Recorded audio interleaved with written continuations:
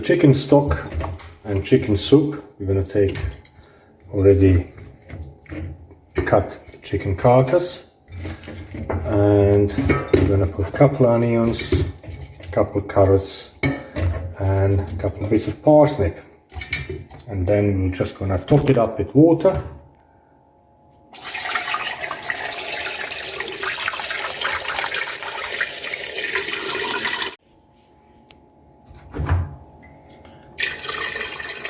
Just enough, that's it, and then we'll turn it on and let it boil. Once it boils, we'll leave it to simmer for about an hour or just under an hour. Chicken doesn't need long. If you're cooking beef or pork, you might need 2 or 3 hours, but for chicken, around 1 hour is more than enough. Now, our soup has been simmering now for about 45 minutes, an hour. Now we're going to sieve it through and separate all these vegetables and chicken from the stock. Now here is the stock and our chicken and vegetables. We're going to put it aside to cool down, and we're going to make a nice chicken salami with that. Now once our chicken and vegetables are dried out, we just have to pick up all these bits of meat and the vegetables, and I'm going to use a jug. It's a bit controversial, but because I'm going to use a stick blender, it's a perfect shape vessel for blending. So I'm going to put all this meat and vegetables into the jug, and then we're going to go from there.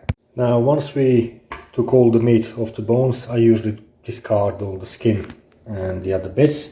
So we got our vegetables and a bit of meat in there. I'll put 2 little cloves of garlic, a little bit of beetroot juice, it's just a cooked beetroot, just about 1 or 2 teaspoons. This little beetroot, it's mainly for the color, because cooked chicken is very pale, very grey in color, so this is to give that nice pinky color. So we're going to add some sea salt, and then we're going to prepare gelatin in stock. The rest of the stuff, it's a good treat for the cat.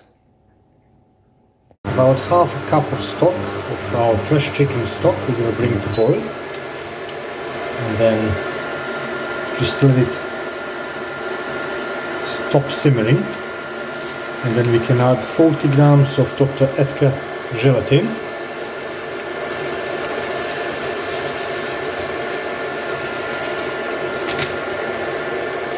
And stir it in. Do not boil again.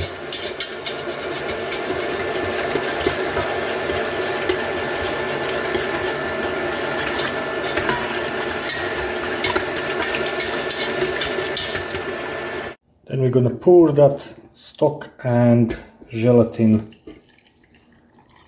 mixture into our jug, and by using a stick blender, I'm going to blend it all up.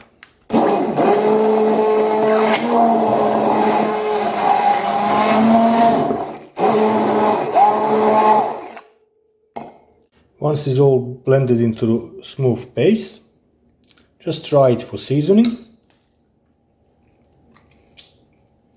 and if it's all good, then just pour it into plastic containers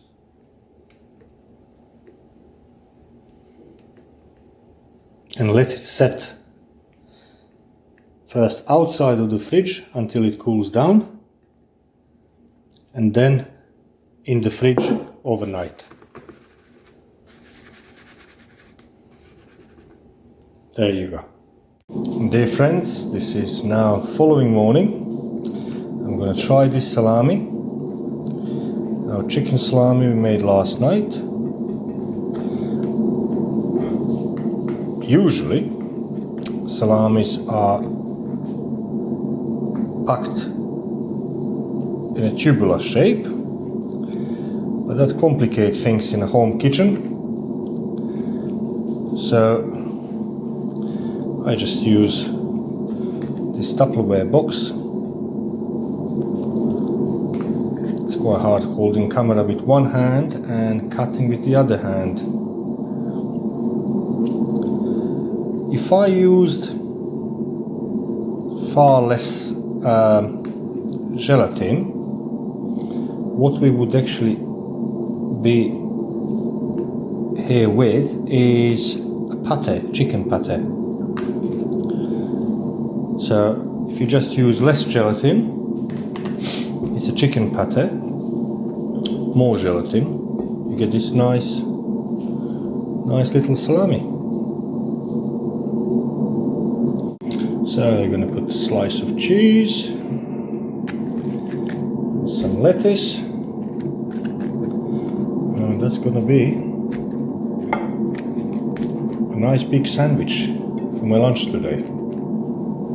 There you go. I hope you're going to enjoy it, and thumbs up. All the best.